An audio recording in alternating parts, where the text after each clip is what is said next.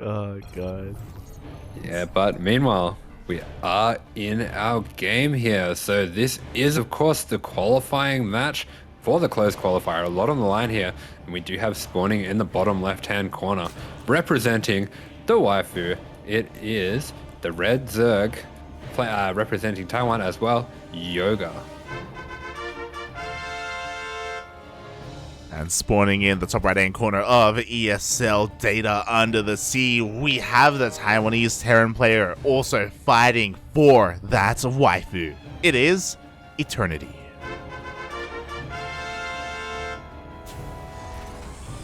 Wait, they're fighting for survival. Survival of the fittest. Oh god, exactly. There can be only one. Who will she pick amongst them? You know, is it going to be the dashing young man? Is it going to be the rich guy? Is it going to be the farmer? There's always a farmer. There can be only 5. That's right, like. Oh, you know what they could do? Yo, okay. Look, this is how you solve the issue, okay? Uh-oh. If there's 5 of them, mate.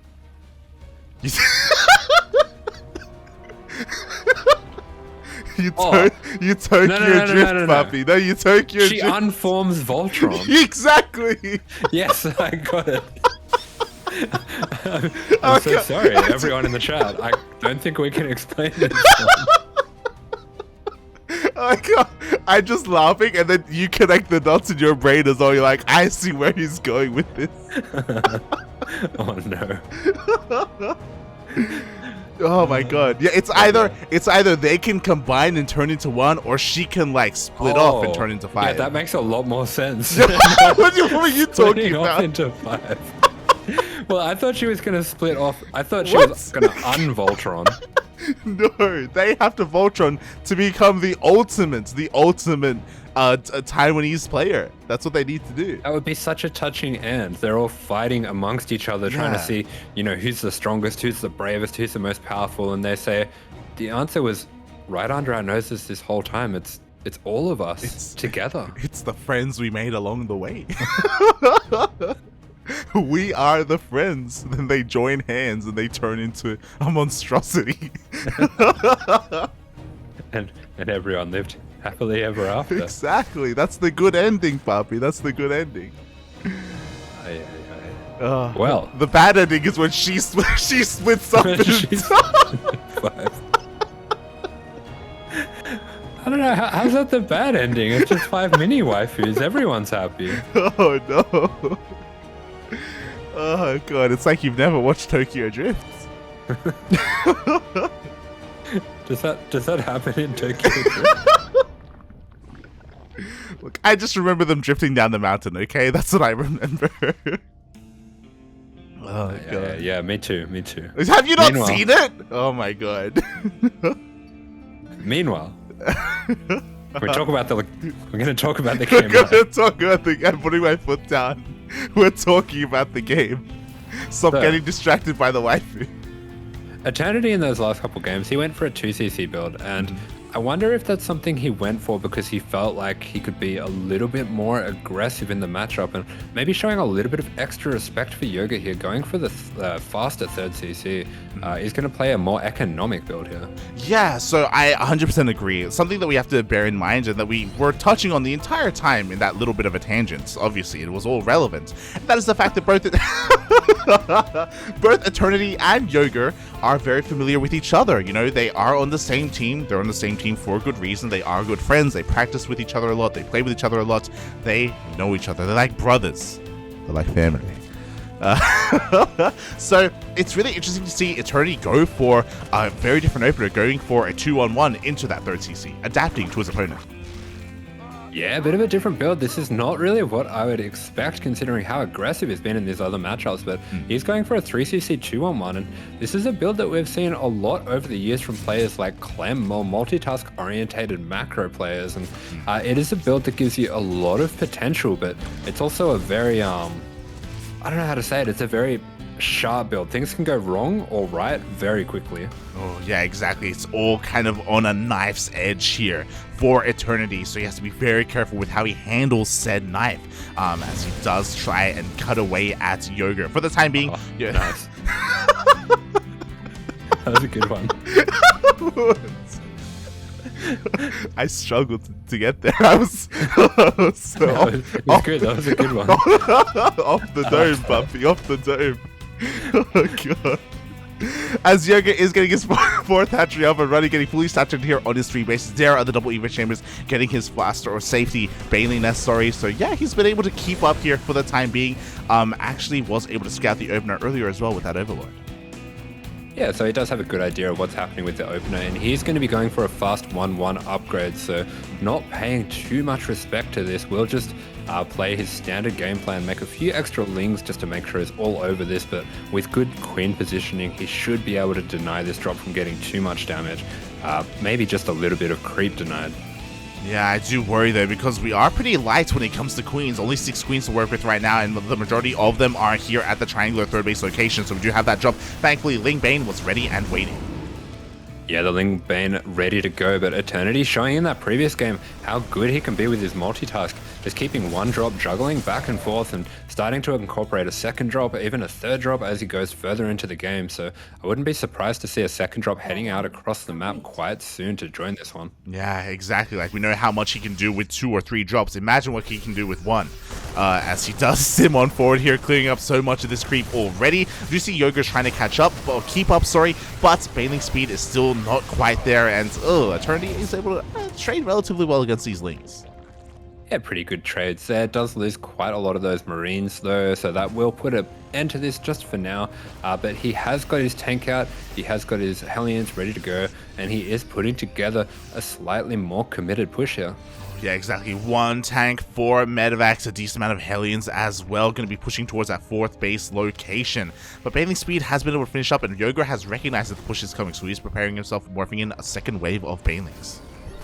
Yeah, good amount of banelings coming in here with the creep that's pushed out towards the center as well. It's going to buy him quite a lot of time to get those banelings morphed in. So he's done quite a good job with the creep, just like Eternity's doing a good job here clearing it up. And all in all, that leaves us with a pretty even situation. Yeah, exactly. Like, I don't think Eternity has too much more pushing power because he's only utilizing 1 tank, but despite that, he's actually making quite good use of it, right? Like, he's been able to zone away the queens, zone away the rest of the army with only a single tank, even able to clear up another wave of creep. Oh. He does clean up that extra creep, but look at this huge surround coming in here, jumping right on top of that tank, and that tank will be going down, taking down a few of those lings with it, but Yoger has quite a lot of ling bane that he's committed to here. Oh god, he really does, and now Eternity's going to be a little bit on the back foot. He does pump out 2 of these tanks, and it looks like he will be able to maintain control of the high ground. Yoger, though, he's going to try and bust in. Yeah, Yoger cutting quite early on drones here. He's going all the way into Ling Bane Muta, so this is a very aggressive way to play that's designed to take a lot of map control, and he has bought himself that map control to get the creep spread going once again. Yeah, Eternity wasn't able to spot the Spire in the main base. With that scan, he was luckily able to catch a glimpse of those Mutas, so we do have the turrets on the way. They're not ready yet, but immediately we have a drop of Marines into the main. Yeah, good reactions there, just ferrying those Marines up into the main, but Yoger is still going to be able to get a little bit of damage with these mutas. Nice control with the mutas as well, just Tokyo drifting them along.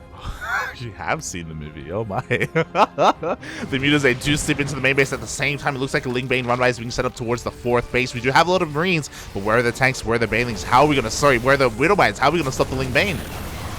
Yeah, a little bit of a lack of splash here for Eternity, and these banelings are going to be able to get on top of these Marines, the lings and banelings, doing a lot of damage there. The 1 tank here does take out quite a lot of those banelings, but there's more in reserve where that came from. Yeah, exactly. I'm honestly a little bit surprised. Despite that engagement, only 3 SCVs went down, but Eternity did lose a lot of those Marines. As you were saying, very light when it comes to that splash damage. We still only have a single factory producing. Oh, yeah, just the 1 factory. There's a second factory. They're starting to pump out those mines, and those mines will help a lot against his strong Ling Bane Muta style. He's going to push out a little bit with these Marines just to regain a bit of map control, start to keep on top of this creep as well. But the creep hasn't been too crazy through the center here. It hasn't started to encroach on the 3rd, as you see sometimes in these games. The Muta Ling Bane takes a lot more multitask than some of the other styles. Yeah, definitely. Like, again, because he was being so active earlier with clearing up all that creep, it has slowed it down quite significantly. Meanwhile, we do see Ling Bane rolling in once again. We do have a couple of mines, but they need to borrow. Yeah, no drilling claws finished just yet, and I don't think there's any drilling claws on the way either. So, small little mishap there. Maybe not expecting to have to go into this so quickly, but that is one that he will want to be remembering pretty quickly. Yeah, we'll keep an eye on the production tab, and hopefully he does get it sooner rather than later. We do see him switching into Thor's as well, so Thor Mine is going to be his factory production of choice. We do have a little bit of a drop here towards the southern end of the map, but there's plenty of Ling Bane here to stop it. How good is this mine shot going to be? Yeah, good splits by Yoger. He did show in his previous series as well that very good with that Ling Bane micro splitting off links to soak up those mine shots. But we do see the 3-3 on the way, and that means 2-2 is finished up, and Eternity just surviving for now, but getting towards the army that he'd like to have. Yeah, exactly. We know what the Ling Bane rolls on in. He is able to take down 3 of these mines before a single shot goes off. Bailey's roll into the mineral line as well. 10 SCVs go down. Yeah, big hits on the SCVs at the same time coming into the fourth here. Nice little piece of micro there by Eternity, just jumping those SCVs into the CC to defend them, but 20 SCVs all in all going down. Yeah, exactly. Eternity is still on the back foot, and that Muta Cloud has gotten higher and higher. As he does get into the main base, he does pick off one of those towers. Isn't going to find too much more damage from here, but again, Eternity is just really struggling to hold on to his bases. His main army, though, is looking quite strong, and he has been working on those Thors. Yeah, he does have enough thoughts to start to think about moving out with a bit of a push. He has quite a lot of mines here as well, so this is a pretty serious push, but Yoger is going to start to counterattack with these mutas, and that's going to put Eternity into a position where he's feeling forced to jump straight on top of him into the fight. Oh, bit of miscontrol there. Does lose all the banelings while he's all the marines to the banelings while he's distracted. Yeah, exactly. He looks away at the wrong moment. We have the token swarm host coming in, and GG gets called. Yoger takes the first game. GG. Very nice game coming out from both players. Good control with the drop at the start of the game. Eternity getting quite a lot of work done there, but Yoger was good with his defense and managed to get into that Ling Bane style, got the map control, and just swarmed Eternity for the rest of the game. Yeah, I do think that he kind of snowballed early on due to the lack of factory production. We were pointing it out that there was just a real... It took a long time to get into winter mines. It even took a long time to get further into tanks. We had that initial tank push in the middle of the map, which was pretty impressive, all things considered, but there wasn't much else behind that, and things did end up snowballing. We saw the pressure at the fourth base, we saw the mutas getting damage into the main. That all maybe could have been deterred if we did have some more mines. Yeah, that's right. There was a little bit of a lull in the splash damage. Eternity maybe just trying to work out exactly what he was going up against. And the Lings and Banes were on top of him before he could think too quickly. And that was just very good play by Yoger, just non-stop with the aggression. Oh yeah, very good indeed, able to eventually break through the defenses here of our Terran player. But that was only game number 1, and I'm happy to report that we have plenty more games ahead of us, as we are in a best of 5, and game 2 is going to be on Waterfall. Yeah, that's right. We are going from one Zerg map to another, and here, in the top right-hand corner, fighting for his life, it is the man trying to survive, representing Taiwan, representing the waifus, Eternity. And spawning in the bottom left-hand corner of Waterfall ESL, we have the Taiwanese Zerg player himself also representing that waifu. It is Yoger.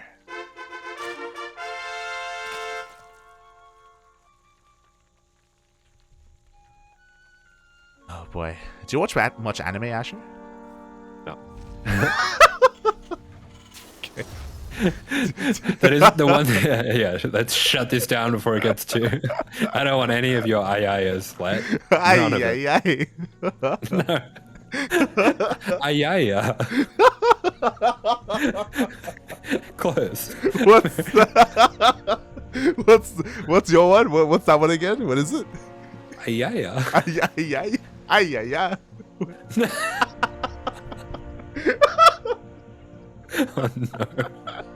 Look, I don't watch any of this stuff either. Okay, I don't know what you're on about. Terrible. The most waifu or anime injects I get is have you watched much of Vivid stream? Tiny bit. A tiny bit. He's got a bunch of point redemptions, and there's a lot. Oh yeah, they're great. They're really good. Yeah. They are great, but it's a bit much. Oh god. Maybe we need that for your stream. I want it. I actually want it, yeah. You just get like a point redemption and you have the puppy, no! No. I forgot to pull out. Puppy, no! I'm gonna get recordings from other people impersonating me, and that's gonna be the voiceovers. I love it. Oh my god. It should just be your stream sounds, like your donations. Yeah. Meanwhile, we do see pretty standard play coming out here. We're seeing that third being taken quite quickly by Yoger. We are seeing this Reaper getting in here quite quickly. Just being annoying and taking out a drone there. One of the things that does happen with this very short rush distance on this map, it's a lot harder to defend this first Reaper. Oh yeah, it always is, mate. You know, it just as the first drone does go down. Nice macro there by Eternity, flexing his skills there with his first Reaper. Meanwhile, back at home, we do see him going in once again to a faster third CC. Yeah, I do think this first queen was a little bit delayed, possibly from that drone scout that he was using just to check around for proxies. So that might be why that one was a little bit late to come out though. Yeah, exactly. So Eternity being able to punish that quite well in the end. Still keeps that Reaper alive, just confirming that there is going to be a third hatchery in the end, and he can dip on in just to make sure that there's going to be no early Roach Warren by any means here for Yoger. And yeah, speaking of, there it is. Yeah, it does throw down that early Roach Warren indeed. And another stylistic choice for the map. This is one of the shortest rush distance maps in the pool. So getting that early Roach Warren can help you get a lot of control over the opening of the game. And we might even be seeing a little bit of an all-in coming out from him. Oh, yeah, but at the same time, Eternity's also being a little bit crazy as he has started Marauder production. Oh my god, could even be looking to go into Concussive Shell. Looking at his vision, he hasn't been able to get into the main base yet, but just going for his own build.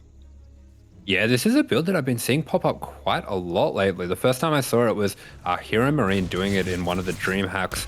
I think it was 2 DreamHacks ago. The 3cc Hellbound Marauder. So kind of having the best of both worlds where you have a good eco, but you also have quite a sharp timing that can catch your opponent off guard if they're greedily skipping either a Roach Warren or a Bane Nest.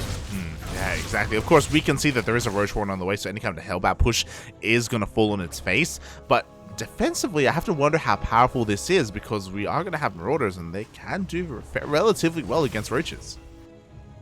Yeah, the Marauders are very strong against the Roaches, so basically these builds cancel each other out. It's just whoever moves out and fully commits to the fight is usually going to lose to the defender.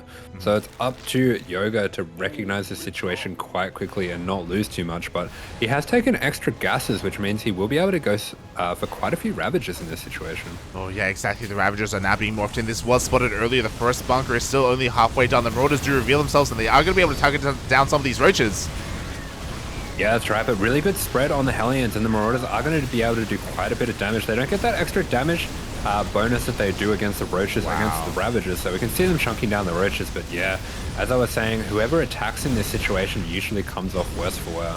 Yeah, you attack, you die, mate, because Eternity traded so goddamn efficiently there. Not a single Marauder died. Look at the units lost tab, only 2 Hellions went down as well. You were pointing it out, there was a really nice Hellion spread there, being able to target down and take down the entire wave of Lings, and now Eternity is going for a counterattack. Yeah, that's right. Eternity back over on the other side of the map. And this attack as well, it doesn't have to do anything too crazy. The main thing that's achieving here is forcing out a lot of units, but at the same time, nice little counterattack with the Lynx, taking out 5 SCVs already. Oh yeah, finally a couple of counter damage has been dealt. Meanwhile, Eternity isn't going to go into the natural base. He wants to land his Viking. He is headed towards that third hatchery. Yeah, 2 Roaches going down straight away and just trying to section off the units from each other, as well as forcing out a lot of units. He's even going to get some drone damage here, even taking down some of these queens. This is starting to spiral out of control. He's getting a lot of damage with this push. Yeah, exactly. Those Marauders are going unhindered, mate. Every single Roach is going to go down. The Queens as well. We have a couple of reinforcements on the way, but it may just not be enough. Yeah, these Marauders just chunking down these Roaches, and Eternity going to be able to show off his micro a little bit as well here with that medevac. Going to start juggling those Marauders against the Roaches as well. Yeah, exactly. We do see the Marauders do manage to survive and do get into the main base. I did notice that the Viking was actually picked up into that medevac as well, as it is able to zoom away or actually rotate. He doesn't stop. He goes in towards the third. Yeah, a lot of aggression here. He's just going to get the most out of these units. That Viking will go down now. And we do have a few Lings, which should spell an end to this attack with the Marauders, but he's done his job here. He's forced out so many units from the side of the Zerg, and that really does disrupt his progression quite a lot. It really does. I mean, look at the drone count. Look at the worker count. Eternity is essentially tied up, is ahead in the economy right now against the Zerg player. The investment into these roaches just haven't really paid for themselves, and because of all that gas being spent, that means that the lair is late, or the Evo chambers are late. The Baneling Nest is late. Yeah, everything very delayed here on the side of the Zerg, and meanwhile, Eternity happily getting down that third, getting it mining, pumping out these tanks as well, not skimping on the splash damage this time around, and remembering all his upgrades. Things are looking very nice for him. Yeah, exactly. A very, very solid start here for our Taiwanese Terran. Now it is all on Yoger to try and find a way to come back into this game. He's got a couple of options with this lair. He can try and turtle up back at home and try and drone up as fast as he can, or he could try and take a risk and try and go into a Spire again. Yeah, he does have a few options here. I think on a small map like this, it's probably a little bit too risky to go into a Spire, as the counterattack just comes way too fast. But at the same time, he does have a few different options here for how he'd like to go. But yeah, with that late lair, I don't think he's started the Bane speed yet, and that could become a problem. Yeah, exactly. He just has Roach Ravager Ling to defend right now, as well as slow Banelings. Meanwhile, we do have a drop here towards the right-hand side, picking up a couple of Overlords, just keeping Yoger a little bit in the dark. I have to worry, though, how long is it going to take for him to realize that he needs Baneling speed? Let's look actually like he's going for the Roach speed instead, so might be playing more of a Roach-based style, but yeah, there we go. The Baneling speed is remembered, and so we are going to be going into a bit more of a Bane Roach sort of style, maybe some Ravagers further down the line. Yeah, and this can work really well, especially defensively. Ravagers can work so well against not just Widow Mines, but Liberators and tanks, any kind of like aggressive siege unit coming in towards the bases of Yoger. So I do believe in his ability to deflect these pushes. It's about whether or not he can be in position at the right moment. A Ling run by just runs into a wall of Marines, and we have another drop headed towards the left-hand side. Yeah, really good multitasking coming out here from Eternity, securing all his bases while getting plenty of damage going on across the map, and we can see how stunted the creep spread is as well from all the queen damage that Eternity got earlier on in the game. Yoga just hasn't really been able to spread through the middle here. Yeah, it hasn't happened whatsoever. Meanwhile, the drop is still being very annoying here, actually breaking on through these links, getting a couple of drones for his trouble. Not too many, only 2 drones in the end, but here come the other 3 prongs. We're actually joining up here at the northern edge of the map. Yeah, we've got a huge push assembling here for Eternity, and taking some of those leads that he got earlier on in the game, he's maybe managed to assemble a really strong force here and dive straight onto the creep, and we'll get the kill on that 5th as well. Yeah, the kill, not a cancel. Here we go. 3 tanks going to be sieging up here on the low ground. The army pushing on forward. Thankfully, Baneling speed is now done. The Banelings roll on in. Yeah, the Banelings rolling on in, but they are a little bit clumped for those tanks to take out. Really nice splits there, though. Managing to get on a lot of those Marines. Good splits on both sides, but it does look like Eternity just has a little bit too much and is starting to overwhelm Yoga. Yeah, unfortunately, Yoga didn't have any Banelings morphing in behind that, so he doesn't have any remaining for the follow-up push. It looks like drones are going to end up falling, forced to engage with the Lings, with the Roaches and the Ravagers before the Banelings are ready.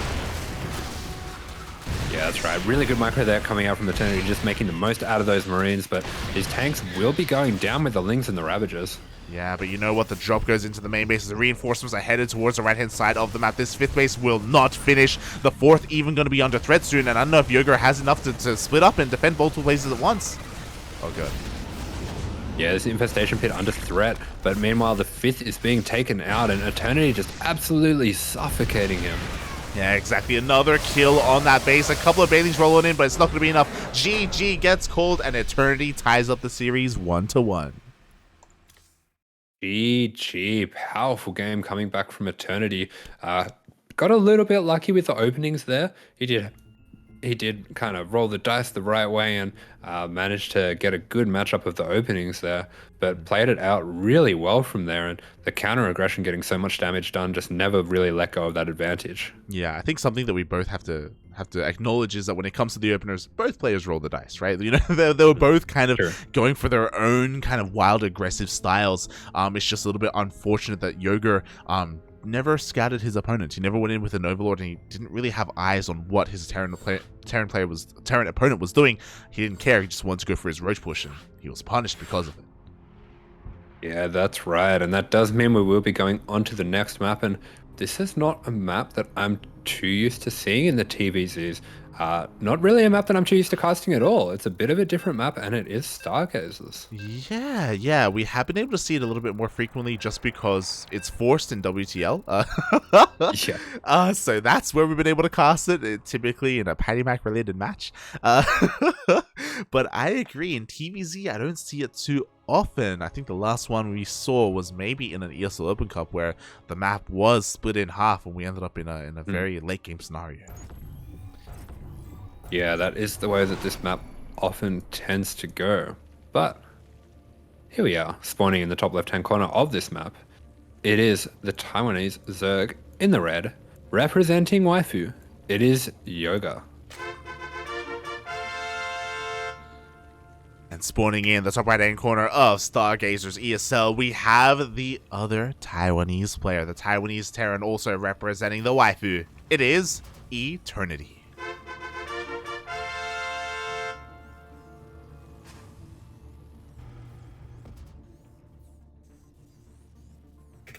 Yeah, so things looking pretty standard so far. We will have to see if any of these players are going to mix it up, but it does look like both of them are pretty comfortable going with that 3-base setup.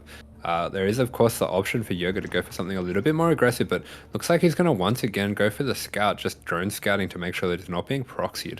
Yeah, interesting. Very paranoid play here from Yoger. We haven't been able to see why, but I'm sure there's a good reason. I'm sure there's maybe some history between our two players as Yoger goes deep into the middle of the map.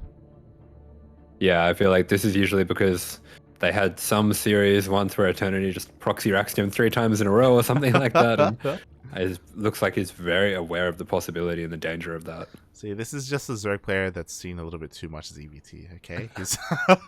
He's a little bit scared. We just need to wrap him up in a blanket, tell him everything's going to be okay. It's okay, Poppy. It's the proxies, they're not there, okay? They're not there. It's I'll leave the light on though in your bed. It's okay. It's nothing to worry about. It could be there. It could be there, like. Oh god, feels bad, man. Feels bad, but outside. Are we projecting a little bit there? I'm not projecting anything. Wait, what are you talking about? Okay, I'm just talking about the Zerg experience, Asher. Okay, you wouldn't understand. You just wouldn't understand. Oh god. But yeah, I agree. It's a bit of a treat that we get to cast not just Stargazers, but also Waterfall in the same series. The vetoes must have been wild. Yeah, pretty wild vetoes. We're getting 2 very stylistic maps, 2 maps that are quite different from the standard in quite a few different ways. And this map as well, we were touching on it a little bit before. It is a map that lends itself a bit more often to a split map situation. And we do sometimes see these epic Broodlord Infestor showdowns against the maxed out Ghost Thor army of the Terran. But these players have shown that they are very willing to mix things up in the mid to early to mid game. Oh yeah, definitely. We'll see how they do decide to mix things up. So far, we do see the players just dancing with each other. Eternity getting 1 lane kill for his troubles, just scouting around, confirming that the triangular third hasn't been taken, that we do have a linear third instead, as he himself is going for a very fast third CC, kind of on location. Yeah, that's right. We are seeing once again going for that fast third C and using this map's layout a little bit just to get that one on location quite safely. It is a full base as well, not like the Moondance back base where you're cutting a few minerals and a few gas to get the extra safety of the back base, but there are options as well from the Zerg side. Mutas can be very annoying on this map because they can just bounce between all these bases through the center, and it's a long path defensively. Yeah, exactly. Like, I wouldn't be opposed to Yoga trying to go for mutas on this map specifically. Meanwhile, Tony, oh my god, gets fully surrounded by those drones, risking it going through the middle of that mineral line. Does get punished for it. Now, if there's ever an opportunity to throw down a Roach Warren, it would be now. Yeah, those drones are brutal and they will chomp down, but this Overload coming in now is going to be able to get the scout. He's going to be scouting the cloak going on as well. Sees the fast Tech Lab for Stim, so everything pointing towards the 3cc Banshee.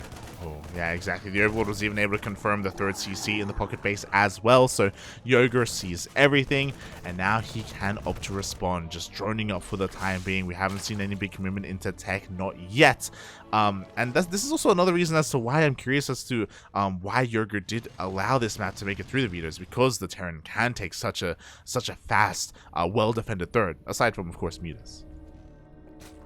Yeah, that's right. And we are seeing that lair coming up at a good time. We're seeing the extra spores going down as well, just to make sure that it's safe from these banshees. So doing all his due diligence just to be extra safe as well. He's just going to rotate back and forth as well, keep these Hellions away from those drones. And so far, just a pretty standard passive opener coming out from both players. Yeah, very passive indeed. We're just waiting for the major point of divergence. For the time being, just Eternity poking and prodding. I don't really see a world where he decides to just ape in and dive and just try and roast up some drones. Like, no, he's playing this safe, being sensible. Asher. Yeah, that's right. And we do see as well Yoger going up to that fast 6 gas. So I do think we will be seeing him going into the mutas. Yeah, every single gas has been taken. This is far too much for just Lingbane. There has to be another form of tech. He could just take us for a ride and go for, like, I don't know, fast Hydra Lurker or something crazy. I don't know, or fast Infestation Bit into Ultras. But this should be for a Spire. Should be. Yeah, that's right. And meanwhile, Eternity has found a very annoying spot to put this Banshee in, and it's just pinging away at these drones. We'll get a few more of those for his troubles. Being good with the Hellions as well, just keeping on top of this creep, making sure this doesn't get too out of control, not letting him spread this for free. But the Queens are doing a good job just of keeping these Hellions away from the mineral lands as well. Yeah. Again, that dance between the Hellions and these Queens does mean that Yoger is slowly able to progress his creep thread. Meanwhile, we were bringing it up, and there it is. It isn't going to be any kind of crazy tech. It is going to be that Spire. Again, it all kind of makes sense here. Looking at the Vision of Eternity, he wasn't able to confirm the gases at the third base, so he's a little bit in the dark. But I love it. He's already throwing down safety turrets. Like, he knows like how common mutas are on Stargazers. Yeah, nice read from him there. Maybe making a read based on seeing the late Evo with his Banshees, realizing those upgrades being so late, probably going to be mutas in this case, and he's feeling confident enough just to be extra safe with those turrets. Exactly, as they are going to finish up even before the Spire finishes. So Eternity already fully ready with this. The other big thing is switching into something that will help him a little bit more when it comes to splash damage. So far, he has not stopped tank production. We have yet to commence Widowmine production. Yeah, that's right. He is continuing to make these tanks, so it is possible that he's looking down the line to go for a big tank push, try to end things when he gets to his 2-2, but really nice job with the Lings here by Yoga, splitting them up to catch all of these Hellions, and he's going to have a little bit of momentum pushing through the center of the map now. Oh god, exactly. Just like that, Eternity gives up all of his map control. He only has a single Hellion remaining here, and that tank count is getting quite high. We already have 4 tanks. We're about to get a 5th tank as well. Oh, this is going to be quite a committed push. Eternity even doubling down and throwing down some missile darts in his production just to make sure that those meters don't go for a massive or too much of a backstab. Yeah, just being extremely safe with these turrets. Actually going for 5 turrets in the main here, in the back base here. Kind of looks like a Brood War defense. So I don't think you don't see this too often in StarCraft. Yeah, like he is hyper paranoid about these mutas, and just like that, just reveals himself when the mutas will turn around. I don't know if this is really worth it. I guess it is only just minerals, but we'll see if the mutas are able to find a weakness, a way in to this base. Yeah, that's right. That is a very heavy investment. And what that says to me with all the tanks as well is that Eternity is either going to be looking to turtle very hard or looking for a big push through the center. So if he can slow push with these tanks, all these turrets at home are going to keep him safe. And that means he can commit all of his supply to making the tank push work. Definitely. I have to wonder as well. He's throwing down a sensor tower, and that kind of telegraphs to both me, you, and to Yoger that he does intend to take another base and take a solo me. Oh my god! The mutas, 4 of them get picked off! Yeah, nice reaction there, just seeing a small slip up from Yoga jump straight on top of them, but Yoga is assembling a large force of Ling Bane here, and looks like maybe this is what Eternity was expecting and why he's starting to turtle up a little bit with these tanks. Yeah, exactly. He's expecting Yoga to push into him. The tanks are already getting ready. Thors are going to be on the way as well. Still no mines, just tank Thor. Second factory on the horizon so far. Oh, mutas just haven't really been able to find any damage whatsoever. Yeah, Eternity, he's been showing throughout this series that he's a very fast player, very good with the multitasking. You can see that quick players like this, when they're playing against Mutaling Bane, they can shoo these mutas out very early before they get anywhere near the bases. Yeah, exactly. That's exactly what we have been seeing so far. Meanwhile, a couple of tank shots go off, and they force Yoger to back off and respect this defensive position. Infestation Bit is going to be thrown down soon to go into a high. From here, we can even go into Broodlords. Are we going to end up in that split map scenario? I don't believe that Yoger wants that to happen, but he may have no choice. Yeah, the defense from Eternity very solid here, just bunkering down with those tanks and turrets. And the thing is, he is giving up a lot of the map, but as he starts to go into these Thors, he does have the potential for a very strong push. He really does. Will he go for that push? Right now, he's just, again, cleaning up as much of the creep as he can here towards the middle of the map. Ling Bane looking to retake control of that and respread that creep, so Eternity is still going to be stuck here back at home, throwing down even another Sensor Tower. Yeah, the Sensor Tower just going to keep an eye on all of that dead space behind the Zelnaga Tower there. So he will be able to see any of these meter rotations very early on and just be extra sure that he's safe from those. But with his Thor count rising and with his 2-2 finished, I would like to see him start to think about going for a push now. Oh, speaking of 2-2, I'm a little bit worried about these two engineering bases. We do see the tower going down here at that natural base. Mutas, okay, they're more concerned with dealing economic damage, not so much delaying any kind of upgrades, and 6 SCVs go down. 7. Oh. Yeah, this flock of mutas is being so annoying. He's going to take out these medevacs as well, and they will avoid the Thors. So good micro there, just recognizing the danger of the splash damage from the Thors and taking whatever he can, but not overcommitting with the mutas. Exactly. And now we see his tech of choice again, not going into a greater spire. He's instead going for an ultra cavern, making use of those melee upgrades. Doesn't have the supply to make any of those ultras yet, but I'm sure he's looking to trade away some of his Ling Bane soon. Yeah, he's going to start trading out that Ling Bane. He is going into a higher meter count as well. A little bit surprising to me. I was expecting that he would start to trade off some of these mutas, but it does look like he's going to favor having this counterattack potential. Oh. And it does look like Eternity's finally going to be moving out, but oh!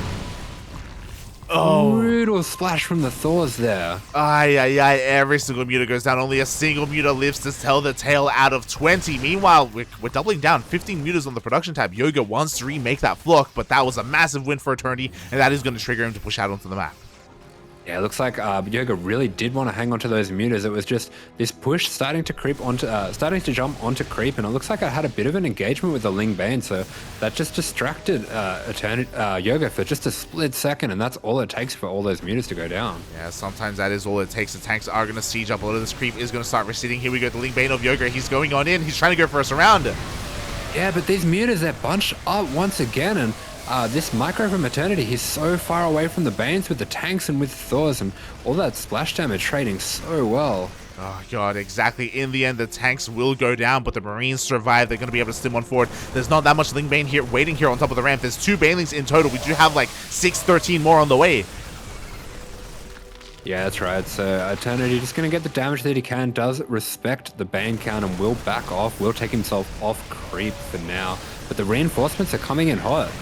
They are coming in hot. We do have one Widowmine burrowing here. How good is the shot going to be? It does go off on... doesn't quite go off, actually. And Yoger's going to be able to push this all the way back. Right, that was the most Terran moment I've ever seen in my life. That one mine.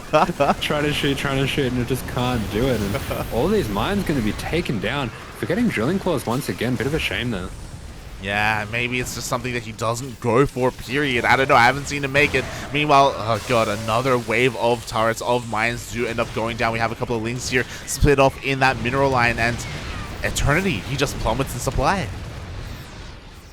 Yeah, that was a really good counterattack, really good cleanup of the attack as well. Eternity just a little bit slow to pick up and get out of there when he was attacking into that triangle base, so he was punished for that, of course. Oh god, exactly. Now he has to go back to the drawing board. He has to go back and rebuild his army, but he just doesn't really have a large enough economy to sustain that. He's still working on his base. He's still trying to take another base and expand.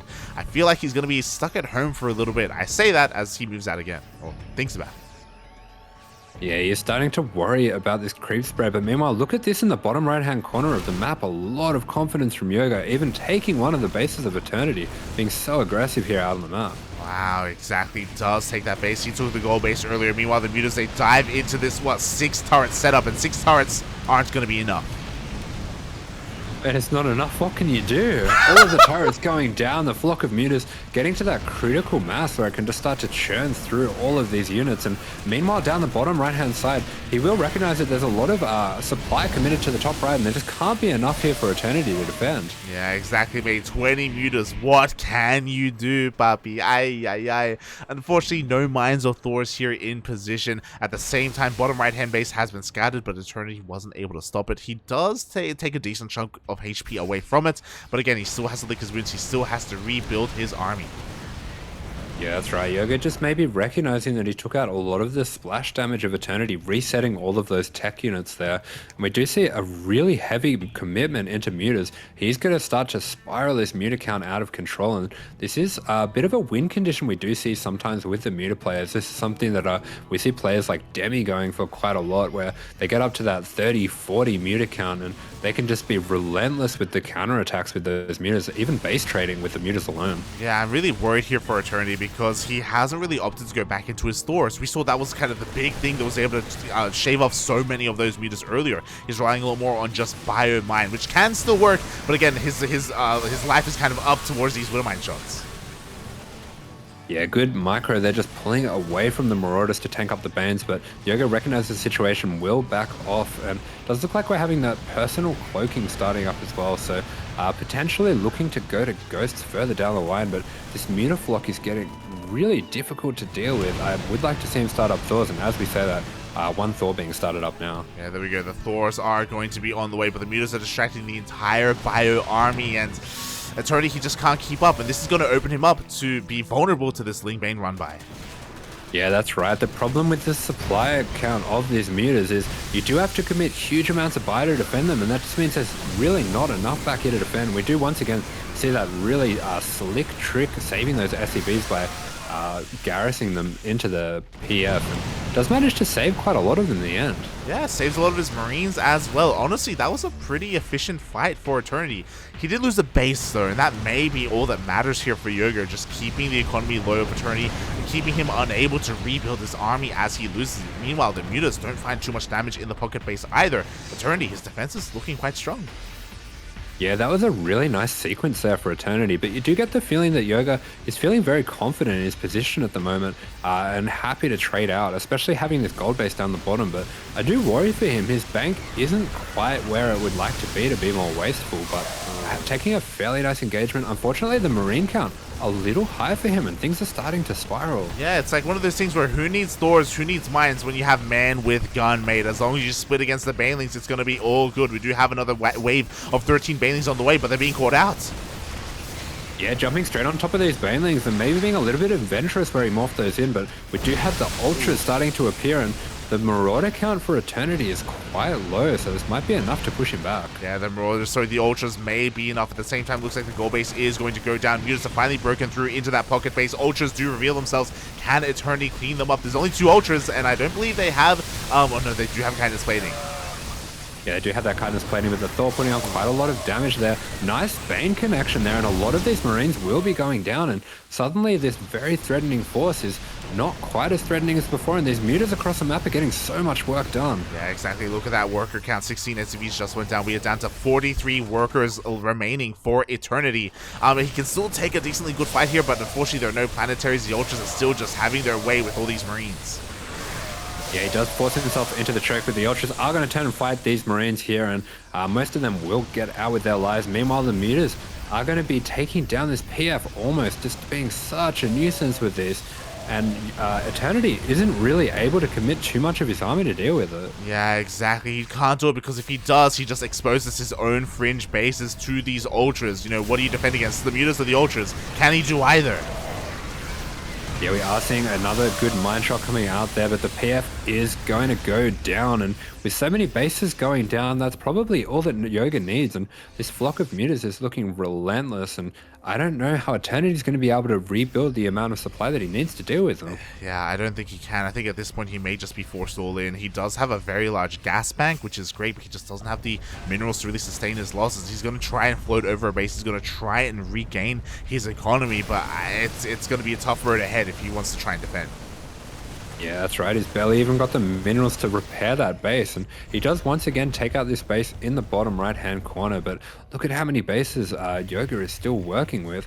He's got plenty there, still a few minerals left on the gold base. I will say these bases are starting to mine out, so he's going to have to be a little bit more careful to be efficient. Yeah, like that's the weird thing is that Yoger, he doesn't have a mineral bank of his own either. Like he has been throwing away a lot of these lings, a lot of these mutas over time. So this is getting quite scrappy. Yoger still, I think we would both say, has a pretty big advantage. He still has the map control, but maybe there's a world where Eternity can turn this around. Yeah, Eternity just moving out with these Marauders, but man, throughout this game, he's had such trouble getting things to happen on the map. Apart from that one push that he got going through the center, he's just been on the back foot for the rest of the game. And Yoga has been relentless with setting up these multi-prong attacks and forcing some very difficult decisions in terms of army splitting out of Eternity. But now it does look like he's just going to assemble everything for one big frontal push. Yeah, let's go. F2A move. Vamonos, Papi. We do have a minefield waiting for him. How good are these mine shots going to be as they are going to go off on some of the Ling Bane? Yeah, quite a bit of Ling Bane going down, but it does look like for Yoga, he's recognized that really, if he can just take out one more base, he can really be on top of this. But look at these trades coming out from Eternity. This was not good for Yoga. Yeah, mate, the flanking Marauders came in clutch, mate. They were able to take down some of those Ultras. In the end, Yoger is forced to back off, but Yoger has a bank to replace this. 78 Lings are on the way. Because of this gold base specifically, Yoger has been able to make or come up with a mineral bank. Yeah, that's right. He has got a little bit of a mineral bank. He's got a good gas bank as well, so I just have to be careful of what he chooses to rebuild on, but he will be able to make enough Banelings to start to assemble a force that can reckon with the bio of Eternity. Oh god, that he is. Meanwhile, we do see the army coming in once again with mine shots. They're gonna be okay. Another Ultra actually manages to survive. Yeah, the Ultra survives. The Widow Mine shots were good, but they did splash a lot onto these Marines. Fortunately, there are enough medevacs here to heal them up, but Eternity's going to have to get out of here now. Yeah, exactly. You know what? Those meters still have not been dealt with. They've just been wreaking havoc here on the production in the natural base. And this may just be a little bit too much. The meters, they find the fresh mining base. There are no turrets. There is no army. Yeah, and these mutas are going to spell an end to the hopes of Eternity to be able to run away and keep kiting these units. There's just too much here, and Yoga is going to overwhelm him on every front. GG is called. GG, well played after a hard-fought back and forth there. I say back and forth. Eternity did feel like he had a really strong beginning to that game with that first big push, but after that, the muta count got a little bit out of control, and it just, as you were saying, it wasn't necessarily always dealing a lot of damage, but it was just forcing the army to be split up and forcing damage to be done elsewhere. Yeah, just constantly poking and prodding for weakness. This is something that the good muta players are so good at doing. They can just force your units to kind of have to be everywhere all at once, and they'll just pick at the damage whenever it's there. And there was a stage there where Yoger was getting a little bit wasteful, but he just had too much control over the map. It didn't matter in the end. Yeah, it did not matter. And with that, Yoger is going to take a little lead in this series. Say a little lead. He is now one game away from qualifying, and now Eternity is up against the ropes. Yeah, that's right. It is fortunately a best of 5, so Eternity doesn't lose with that one. He does have 2 more chances to get this one back, but Yoga, he's got 2 match points here. He's got 2 chances to qualify for the closed qualifier of the DreamHack Taiwan Hong Kong region. Oh boy, exactly. He's looking to join the players of the likes of Beastor, Gogo, Joey, Expect, and Lemon. Can he make it? Let's find out. Yes, let's, as we have spawning in the top right hand corner of this map, the red Zerg from Taiwan representing Waifu. It is Yoga. And spawning in the bottom left-hand corner of Tropical Sacrifice ESL, we have the Taiwanese Terran player himself, also representing the Waifu. It is Eternity.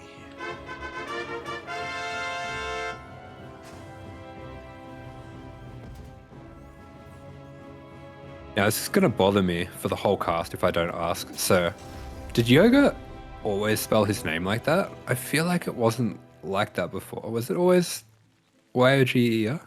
What else would it be? I don't know. I can confirm. I've been casting Yoga for many, many years now, and it's always been Yoga. Yeah, I'm crazy. You're That's crazy. Fun. Maybe you're confusing him with like Yo-Yo, you know, the American player, or like. I know who Yoga is, but yeah, maybe I'm confusing it with the Jaeger, the recreational sport. You know, Jaeger's on the Mexican Pacific Rim. What?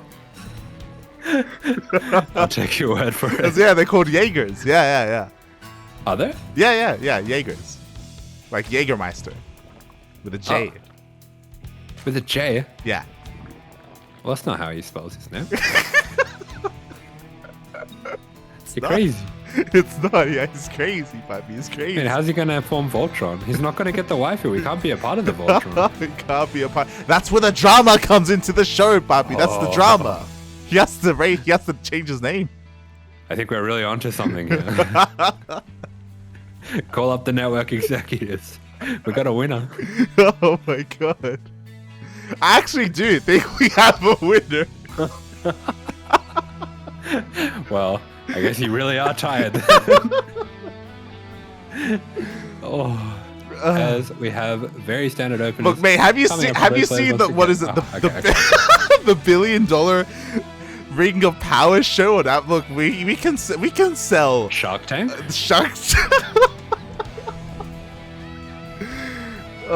Big Brother? Oh.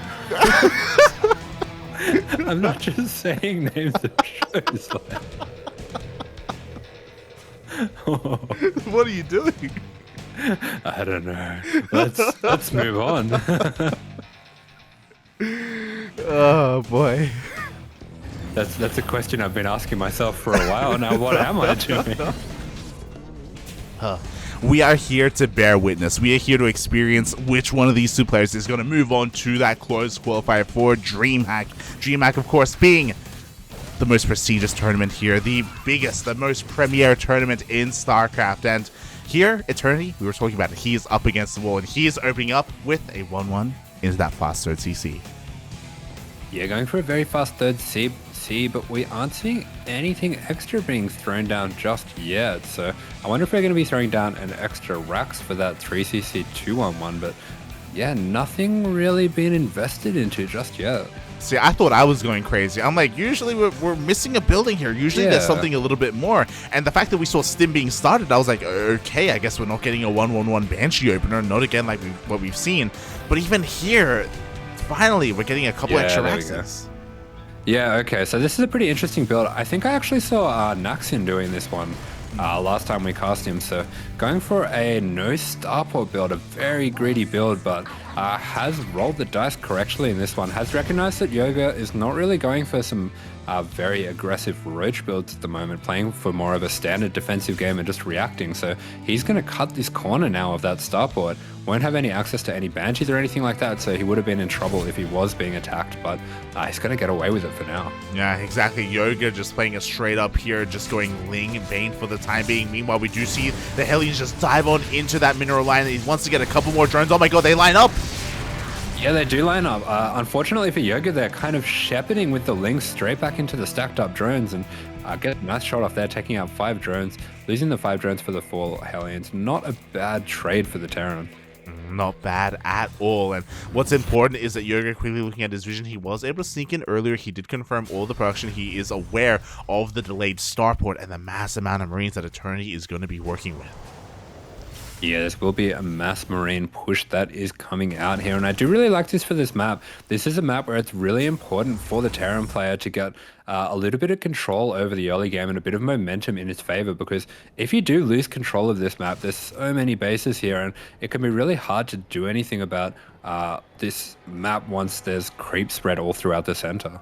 Oh, yeah, exactly. So we'll see how he can deal with that scenario, if he even allows that to happen. For the time being, the Marines are able to shoo away the rest of these Lings. Again, just making sure he can get his third base back up and running. Lings are going to be able to dip in and again see if they find any kind of weak points in the defense, but no, they do not. And that bio count is getting higher. The starport is still, on the way, and with this reactor, we're going to be seeing him, I guess, move out with his first 2 medevacs. Yeah, so we have seen that he's kind of just cutting those tech starport units to get faster Marines, and he will still get these medevacs out on time. So these Marines, they're going to move out a little bit early. The medevacs are going to meet up with them to get the fastest possible timing here, and there's going to be a lot of pressure coming across the map in this form. Oh, exactly. What do we have at home to defend? Immediately, we have Banelings being morphed in to deal with these Marines. Is it going to be in time? It looks like it barely will be. There are Queens and Lings enough here to buy for that time, but in that, Eternity is going to be able to clear up some of this creep. Yeah, just clean up all of these active tumors, and there are only 6 queens for Yoga here, not going for the more stylistic 8 or 9 that we're seeing out of a lot of the EU players at the moment. So that does mean that this creep will be a little bit slower to respread. That it will. Meanwhile, another queen gets picked off as well, and that's something I'm a little bit worried about. We did notice it earlier, as we do have some target fire, 2 banelings do go down, but Yoger does typically play with a lower queen count, and maybe Eternity can make use of that.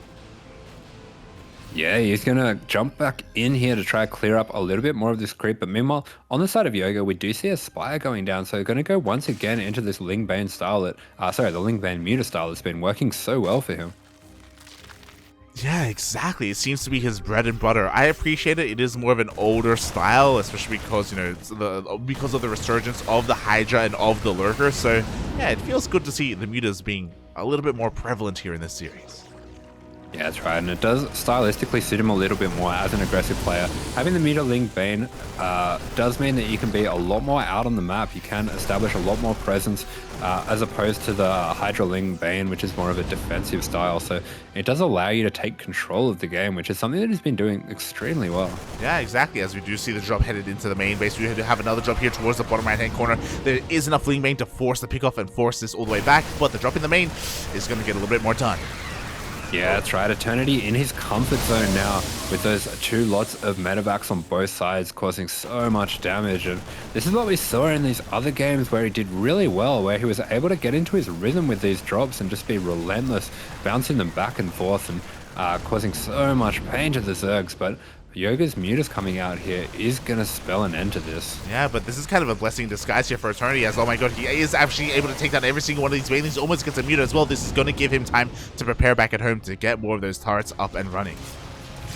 Yeah, that's right. Catching it on your side of the map, definitely a lot nicer than catching it back at home, and does manage to snipe down all of these Banes. This is a lot of momentum. Snipes all of the Banes, fantastic mine shots, and suddenly things are looking very dangerous for Yoga. Yeah, that was every single baneling available to Yoga. We have another mine shot going off, taking down all the remaining Lings as well. Yeah, a little bit indecisive by Yoga there, accidentally dragging that mine shot into the rest of his Lings, and this base will be going down now. The base goes down, and you know what? As this army is getting a little bit out of hand, we have the reinforcements headed towards the top left-hand corner of the map as well. Yoger does spot this. He is headed in that direction. He needs to make sure that this fresh base stays alive. Yeah, but look at all these mines, and Eternity once again showing his skill with the multitask. All these mines going off, taking out a lot of Muta. That's a wonderful trade for the Terran. Yeah, exactly. But you know what? Yoger is able to finally deflect both of these pushes. He's able to survive long enough to get another base or try and reestablish his southern base. Meanwhile, another mine shot's not good! Oh, very nice drag there. Does manage to keep that from landing right in the center of his pack of Mutas. So good micro there, splitting that one off. But meanwhile, on the side of Eternity, we do see him finally remembering that drilling clause. Oh my god, for the first time this entire series, we have drilling claws on the way. We have another cancel here onto the 4th base. Meanwhile, over on the 5th, we do have a couple more mines being borrowed in. So many mines have been built this game in comparison to before. And, mate, Eternity, he's having so much success with it. Up. Yeah, this multi-prong has been brilliant from Eternity, putting on so much damage. These mines are getting a lot of damage as well, and Eternity just absolutely relentless with the pressure.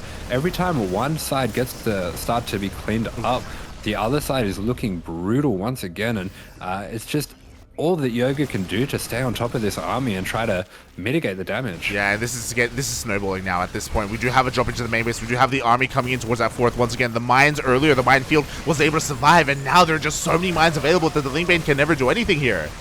Yeah, look at that. Eternity is everywhere. He's on in 3 places all at once, and this mine is going to make it really hard for the Zerg to split up their attention. They can't just set up the attacks and aim move into it. They actually have to be watching all of the fronts at once. It's a really difficult style to be playing against. Yeah, exactly. And even though this force here towards the south is going to get cleaned up, Yoga just lost his 4th and he lost his 5th. Yeah, Yoga is being strangled here by the Terran, and these mines as well are going to prevent him from being able to retake this base. And Yoga down only on 3 bases now.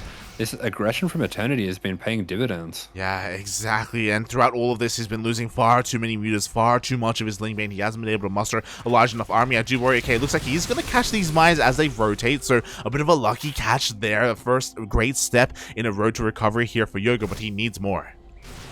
Yeah, that's right. The meters are going across the map at Eternity. He is not letting up at all, and those meters will be called straight back because they are needed on the front line to defend. And great job with the Marauders there, just blocking off that choke and not allowing the Banelings to get down the ramp at all. Yeah, the Banelings will not get down the ramp. Meanwhile, the Bio Army gets on top of the morphing in Banelings as well. The Mutas are trying to catch some reinforcements, but there aren't any.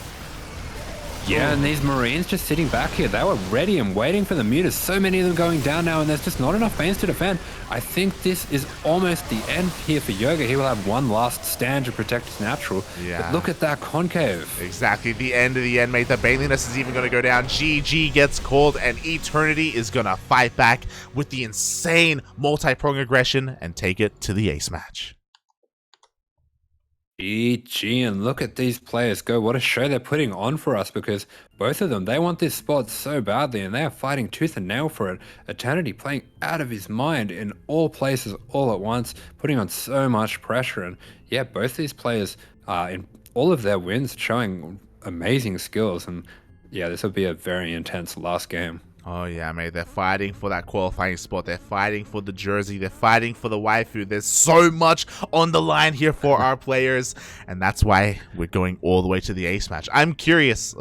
I was like, we had some pretty interesting vetoes earlier. We had some pretty interesting map choices. What is the final map going to be? Mate, how could I forget the waifu, the most important thing of all?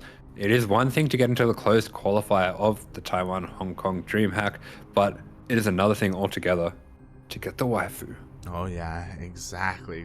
Some say it is a myth, it is a legend, but no, it is reality. That's what they are here for. Ay. And yeah, it's really great to see these two players go back and forth. I think this was really the culmination of the entire series. Really, it would have been a great ace match where we saw Lingbane Muta once again coming out from Yoger, and Eternity finally adapting in a very, very nice way, working with his or utilizing his strengths here, going for the multi-prong aggression, but with a much more heavy mind commitment. Yeah, much heavier on the mines and much heavier on the Marines as well. We have to remember as well, at the beginning of that game, he went for a bit of a greedy opening to get extra Marines out, and it looks like that little bit of momentum on his side was all he needed to really take control of that game. It does seem like when it comes to how these two players match up, it's all about who has the momentum going into that mid game. Exactly. Who has that momentum and who can get it in this ace match? We've seen the players go for a couple of different openers. We've seen Yoger himself go for Marauder Hellbat openers. We've seen Eternity go for early Roach Warrens as well. Are either of them going to go for a kind of risky move here in the ace match? Another thing that is kind of in the back of my mind as well, and I'm sure in the back of Yoga's mind, we have seen him in a lot of these games be hyper vigilant when it comes to scouting, drone scouting for proxies. We haven't seen why, but would he be crazy enough to actually finally proxy in the ace match? Yeah, that would be a wild move to go for the proxy with everything on the line, but maybe that's just the kind of mind games that he wants to go for here. These are, of course, two players that are very familiar with each other, so I can only guess at what kind of mind games are going into this one. So can I, as we are delving into the ace match of this qualifying match for the Taiwan Hong Kong second open qualifier for DreamHack Atlanta. Spawning in the top right hand corner of Inside and Out ESL, we have the Taiwanese Terran representing the waifus. It is Eternity.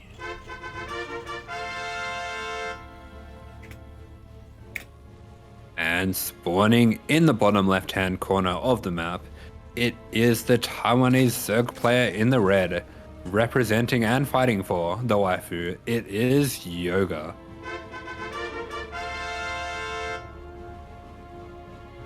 Is she winking at me? Don't get involved, lad. This is complicated enough. We don't need someone else. We don't need four men and a puppy and a waifu. Is she calling to me? Oh, this is how it begins. Is that her voice I hear? Oh no. But once again, Yoger may be thinking along our lines as well. Hyper paranoid out here with his first drone, looking for any kind of proxy. Yeah, once again, very vigilant, just making sure that nothing crazy going on here as he goes for this standard build once again. Does look like he doesn't really want to go for a pull first, so I do understand wanting to make sure that he does have that defense under control, but yeah, we're seeing once again a very standard opener coming out from Eternity. Yeah, Eternity, I guess, was able to lay the groundwork for mind games leading up to this qualifier where Yoger is just hyper terrified of any kind of cheese. Eternity kind of working with his reputation there, getting slightly ahead just because of that lost mind time, just because of that inefficiency of Yoger. Yeah, that's right. It has been able to find just very small leads there, sometimes getting a little bit of extra damage with the Reaper due to the delay on the Queen. And we will have that Reaper heading in. This is once again a very short rush distance map. That it is. Reaper's already coming out across the map. The Queen is not yet ready. The Lings are coming out, and now it's going to be all about the control. Can Yoger hold on to his workers? Yeah, so he does have to buy himself a little bit of extra time here to get this Queen out. Will lose one of these Lings, not the biggest deal, as long as he can keep defending these drones, and it will come very close. This Queen getting out just in time, and a nice nice spore trick there just to save that drone. Yeah, the drone survives. Only one Ling goes down. Acceptable losses here for Yoger as he is able to survive the initial Reaper. Not the easiest thing to do. I've been on the receiving end of that. Feels bad, man. But once again, Eternity does go for that third CC. Yeah, and once again, it does look like there is going to be a little bit of a delay on the third building. So I think this is a bit of an adjustment that is made because Yoger maybe being a little bit too predictable with his openings, always going for this Ling Bane into the mutas. And Eternity is recognizing this and realizing that he can cut a corner if Yoger is not going to adapt his style, but I say that Yoger is indeed adapting his style. Yeah, adapt he does, mate, as Yoger is going for a very fast Roach Warren hidden here behind the mineral line. Now it's on Eternity. Can he bust through this Queen? Can he get into that mineral line and figure out what the tech is going to be?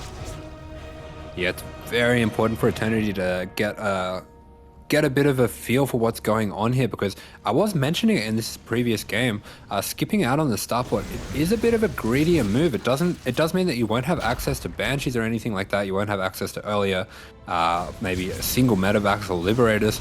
It is going to be a lot harder to defend these kind of roach builds. And yeah, Yoger making a nice adjustment there, predicting that Eternity would go for the same build here. Yeah, exactly. So I do worry for Eternity a little bit. At the same time, we do have a little bit of Ling run by here. It is going to distract Eternity and pull him back. There was maybe an opportunity there for him to kill a Queen or an opportunity to actually scout these roaches, but no, he turns around. Yeah, he turns around, and this is a very committed push. This is similar to one of the first games that we saw from Yoger here, going for a 32 drone Roach Ling all in. So very, very aggressive play coming out, and Eternity has spotted it now. He has spotted it, but can he do anything about it? We have two NG bays on the way. We have Marines coming out. The bunker on the low ground only just starts, and the roaches are here. Yeah, that's right, and we don't have any factory tech units either. So yeah, Yoger has made a really good read on Eternity that he would be going for this build again, and you can see just how difficult it's going to be to defend. Eternity recognizing quite quickly that he can't defend his natural, just gives it up here, but Yoger is gunning for more. He wants to win this. He wants to qualify here and now. Yeah, he wants that waifu. He's going to try and bust through this deeper. The biles are going to connect on some of these some of these repairing SCVs. It looks like the choke is going to be strong enough, though. It looks like Eternity can hold on. Yeah, Eternity doing a good job just defending with these extra units at the top of the ramp, but meanwhile these Lings are absolutely ransacking the natural, and look at the supply of the Terran. It is just plummeting, and behind this, Yoger can just drone up. Yeah, Yoger, he's just pumping out as many drones as possible. Both eBays are going to go down. Eternity stuck now on 1 CC. He has 3 orbitals, but only one of them is really mining. Yeah, that's right, and these bios going down are just going to be so annoying. It's going to force these SCVs to keep repairing, and that's valuable minerals that he's losing there. And a little bit of a missed micro, a lot of SCVs going down there. Yeah. And he's going to have to pull some more, even pulling the mule here. There's desperate times. Exactly, desperate times call for desperate measures. Oh my god, another SCV goes down to the bios as well. It looks like the Rax itself is going to fall. Oh, just barely the tank comes out. It looks like with the help of this tank, Yoger is going to be forced back. Yeah, absolutely clutch. Does manage to keep the racks alive, does manage to keep that depot alive, and with that, his hopes for this qualifier, but things are not looking good for the Terran here. Yeah, exactly. He may even be forced all in from here. I don't really know where we can go from here. He does have two medevacs on the way, so surely he can just zoom across the map. Stim is done. Combat shields will finish up by the time the drop gets across the map as well, so there is potential for counter damage. Yeah, that's right, but he does realize that he does have the advantage of the 3 orbitals. Is looking to land this 3rd orbital straight away as well, which I think is necessary to get back into this game. Yeah, it's greedy, but mate, we gotta be greedy. We gotta cut some corners. We gotta take some risks here. If we are Eternity, already he's gonna be able to clean up all these lings. Nice scouting by Yoger. He's gonna confirm that we do have a 3rd CC on the way, and they should be fine to drone up and maintain his economic lead. Yeah, that's right. But meanwhile, on the side of Yoga, we already see this Bane speed fired up. He's transitioned really cleanly into the next step of this game, and he's going to be more than prepared with the units that he already had for this push, and he's going to have potential for a really brutal counterattack on the 3rd as well. Oh yeah, exactly. Again, the link just confirming that the 3rd is landed on location. Eternity has to do the best that he can with this drop to keep this army back at home and to trade as efficiently as possible. He tries to dive on top of that Ravager. Instead, he trades with the Banes. Oh, yeah, incredible snipes there. Very nice micro from Eternity. Absolutely flexing there, showing off to us his skills, taking out all of those Banelings. Yeah, exactly. And again, this is the first big step. Can he do that again? Can he at least keep Yoger at home and stop any counterattack at his 3rd? Oh! Yeah, a little bit of a miscontrol there by Yoger as well, just sending all those Banelings forward there, but as good as these trades are, it's going to take a lot of good trading for Eternity to get back into this game. Yeah, exactly. In the end, he was able to snipe 10 Banelings for 0 Marines. The submarines did fall to the Lings, to be fair, but no major Baneling detonations. At the same time, we have a rallying, reinforcing force here headed towards that 3rd base.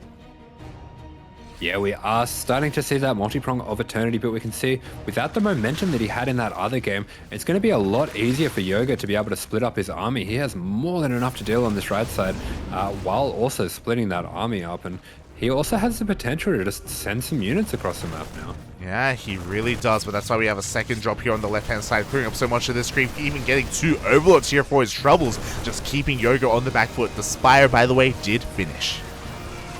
Yeah, the Spire is finished up, and that does put a timer on these drops as well. They're not just going to be able to keep running around behind these bases and being a nuisance.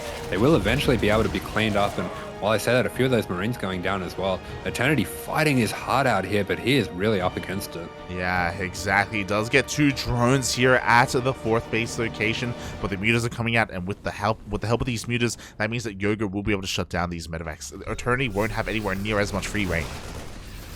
Yeah, that's right. We have 14 mutas here coming out, so the Ling Bane as well starting to get pretty menacing here. He's going to push back the units, and we just saw Eternity is flying in, and he's going to immediately be met by those mutas, and the boost is run out. Yeah, unfortunately, going down. Yeah, he boosted forward, which means he cannot boost the way 2 medevacs to go down. Even the 3rd, barely manages to survive. At the same time, we have another drop here on the right-hand side, but it's really half a drop, and Yoger is ready to pull the trigger. Actually, he turns around.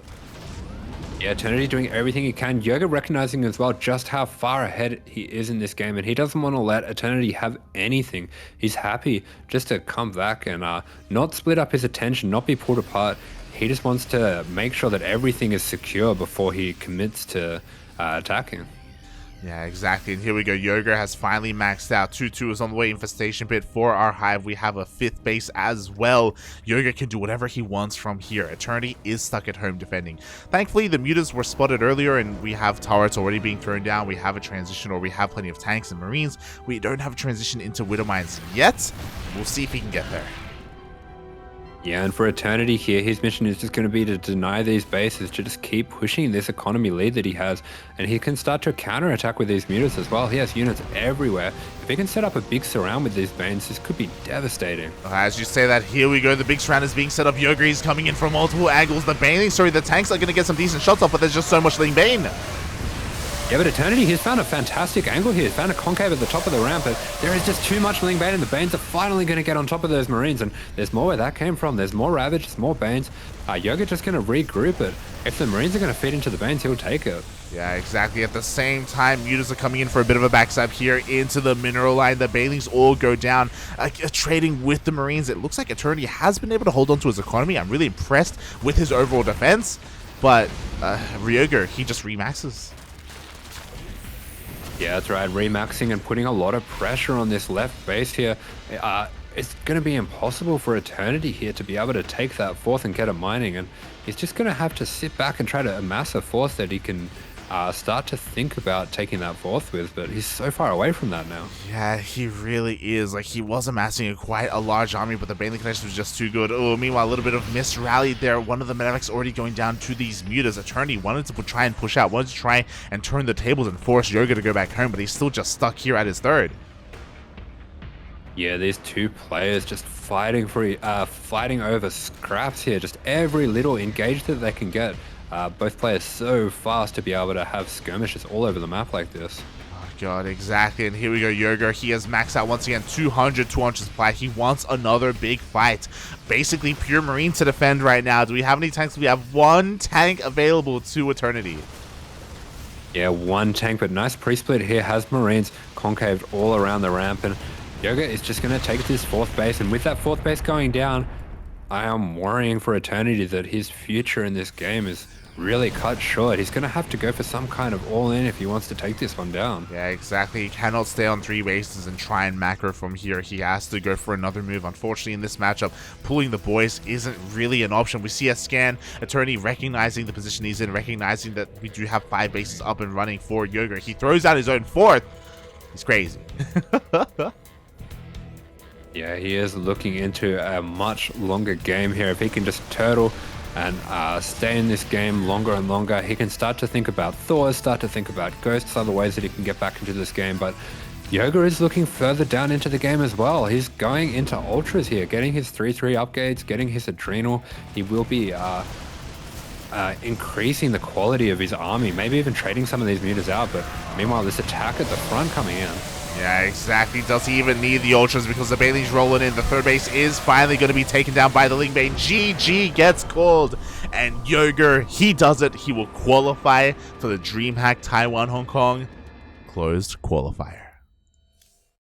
Yeah, Yoger has done it, and in stunning fashion. These two players so well matched, having such exciting games, and he really had to fight for it. Eternity really made it tough for him, and condolences to Eternity because he was so close here. Oh god, he was so close. It's such a shame that it did kind of come down to a build order counter in a way where Eternity was intentionally delaying his starport, intentionally delaying any abilities to get into factory units or even a Banshee, relying on just Hellions and Marines, just as he was being pushed by Roaches. Yeah, that's right. Just a little bit of unfortunate timing, unfortunate matchup. Maybe I do want to give credit as well to Yoger in this situation. He did put together that build isn't safe to Roaches, and there must be something that they know about each other that he would think that Eternity would go for that again.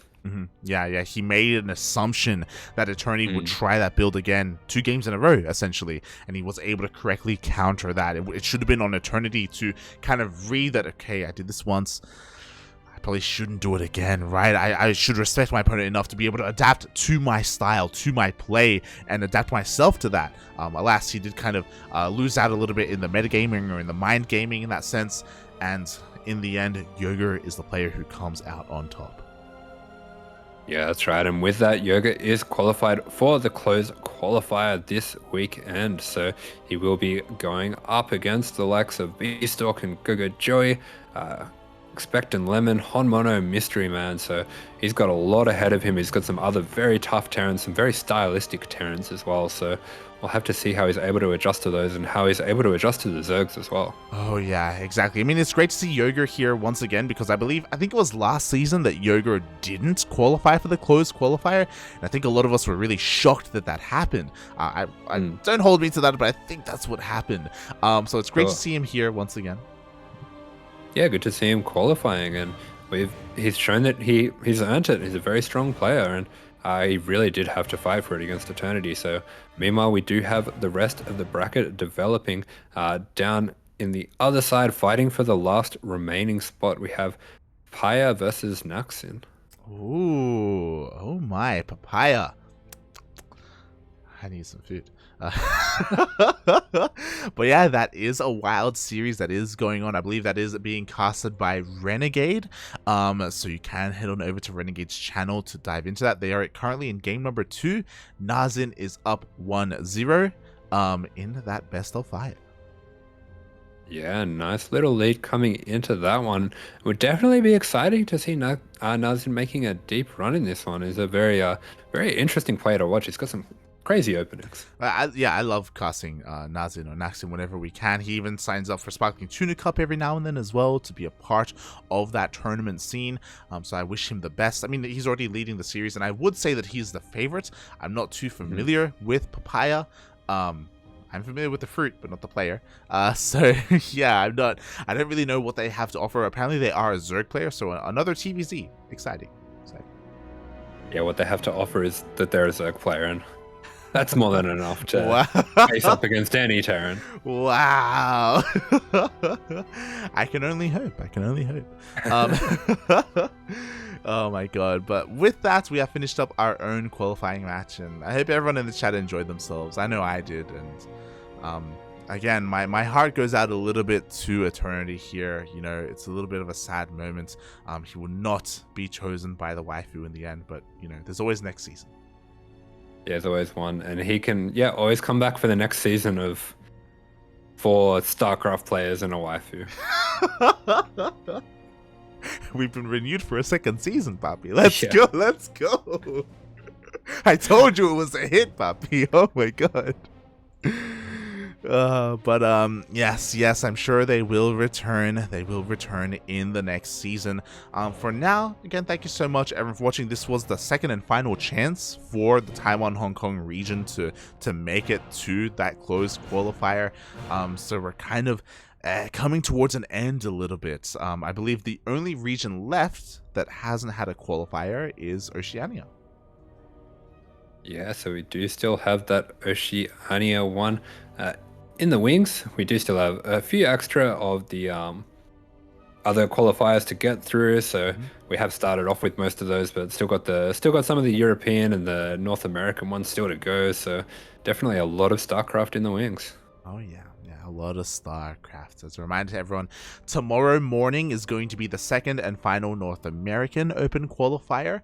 I'm definitely going to be there. I'm going to be there to cheer on my boy Dolan, as Dolan is still going to be fighting his heart out to make his way through. Patty Mac already made it, and Vindicta's already invited. Nice. So Dolan is the last remaining Duckling there that has to make it through. And tomorrow evening is going to be DreamHack Oceania, where you can see players like Chappie, like NXZ, Mia Micah, Ender, Starduck, and maybe even Asher. Maybe. That's a strong maybe. Maybe. Another thing is that after that DreamHack qualifier, we are going to be going straight into our WTL match. We will have our World Team League match against the loser of whichever team loses tonight. Yeah, so we do have that Berserker versus Onside game that we will be watching carefully just to see how all of the players are playing and what the result will be, of course. So we are getting prepared for that one. It's already over. Well, I guess we won't be watching it. Oh my god. What are the results, Poppy? I was curious because I saw Crank was live, and I was gonna check just to see, you know, who we can raid and stuff like that. Crank is playing, I think he's playing Overwatch right now. Solar all killed Berserker Esports. Yeah, Solar with the clean 7-0 sweep. So looks like we have our opponent. It will be Berserker Esports. Yeah, hopefully their morale is crushed a little bit, but I hope their day is ruined and the next day. No bias, no bias. But we have confirmation, so we are going to be going up against the European team Berserker Esports. They are a very strong team. Sure, they may not have had the best night against Solar. They did struggle more than, say, Platinum Heroes. But they are still a terrifying team. I know that our players are a little bit anxious about it because they have a lot of like sleeper players, players that haven't really made a name for themselves too much in like the mainstream scene, but everyone knows that they are great players. Yeah, absolutely. These are some very strong players that are right on the border of breaking into those like more top pro players. So definitely a force to be reckoned with. Definitely. So if you want to tune into the CranKy Ducklings versus Berserker Esports, we will be live tomorrow after the DreamHack Oceania qualifiers. Hopefully things line up and we're able to cast everything. It's gonna be close. Quickly checking. I believe the Oceania qualifiers start relatively early. They start at 7 p.m. 7 p.m. And the World Team League match is going to be at 10 p.m. So we got 3 hours of 3 hours of the Oceania qualifiers, and then we will have to hop over to WTL. So I better not play because I wouldn't want to be, having to play my qualifying match when wouldn't want to be up there in the grand finals, duking it out. Copium. Shaking my head. Oh god, with that, oh no, actually it's at midnight. Oh, I'll have to double check that. But yes, with that, thank you so much everyone for watching. Thank you so much everyone for tuning in. We appreciate your support. We are going to give Renegade a raid, as Renegade is covering the rest of the lower qualifying match, and technically we could wait for them to get into the game and we can like dive in as well, but I think it'd be nice to give Renegade some love. Renegade is another great community caster. Yeah, it will be great to give that support to Renegade. So just everyone who's in the chat, I hope you guys will hang around, stay in that raid, and you'll jump into that final series that's being casted out over there. Oh yeah. As we do head on over, Asher, do you have anything else you want to add? Or do you want to say anything about your future stream? I have heard that you now have a new PC. You have anything to announce? Puppy, I'm having a baby. No. It's a boy. Sorry. The moment overtook me. Yeah, so we are a lot of help from Kura. Kura always working tirelessly behind the scenes to try to get that coming along. So that is definitely in the wings. That will be soon TM when I'm bored. That's the official time. It's up tomorrow. Probably tonight. Maybe. Yeah. We'll see. I mean, yeah, so be sure you're there for the first AsherBro stream. I think it's going to be a lot of fun, depending on what it is. You got options, you can have a serious ladder session, you can off race and play your Protoss. I know you've been wanting to do that a little bit as well. We can play on the Korean server. I don't know. I look forward to it. I look forward to the music that you're going to be listening to as well. Yeah. I spent a while today making playlists. There you go. Oh god. So there is that as well. Meanwhile, you can follow me at light_VIP on Twitch and Twitter. I do stream throughout the week as often as I can. It's a little bit difficult because we have so much casting to do these over the next couple of days, over the next couple of weeks. But I'll do my best to stream whenever I can, even if it's like a short 1 hour stream or 2 hour stream. I'll do my best to stay consistent. Yeah, always nice to see everyone in there hanging out. So just make sure you're not skipping sleep for it. Any more sleep than you already are. Oh no. Oh god. With that, thank you so much for watching. If you want more of our casting here on the CranKy Ducklings, then check us out on Twitter, Facebook, Instagram. We always post whenever we go live. We always post on Discord when we go live. We have a Patreon set up. We have a subscription set up so you can support us monetarily if you want. All the money goes towards our players. All the money goes towards our team and our tournaments. So you can know that it's going towards a good place. Or at least a Terran place recently. Ay. So you can support us there. Meanwhile, thank you so much everyone for watching. Our next broadcast is going to be in 8 hours.